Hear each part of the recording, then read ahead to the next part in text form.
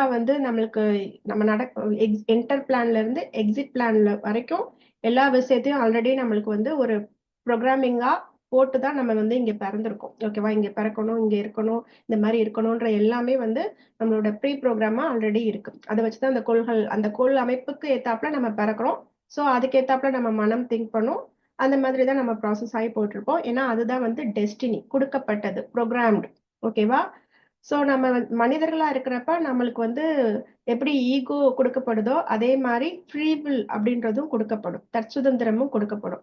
So இந்த destiny அப்படின்றது இந்த dark night of the soul, இந்த விதிப்படி இது நடக்கும், இது நடக்கிறப்ப ஆன்ம விழிப்பு ஏற்படும் அப்படின்றது டெஸ்டினி. ஓகேவா? விதி. ஸோ அதனாலதான் வந்து நீங்க மோஸ்ட்லி யோசிச்சு பாத்தீங்கன்னா கஷ்டம் மூலமா ஆன்ம விழிப்புணர்வு அடைஞ்சவங்களுடைய எண்ணிக்கை வந்து அதிகமா இருக்கும். ஒரு கஷ்டம் வர்றப்ப நான் யார் அப்படின்னு கேட்டவங்களுடைய எண்ணிக்கை தான் அதிகம். அதுக்கு வந்து இந்த ஃபர்ஸ்ட் டைப் மாதிரி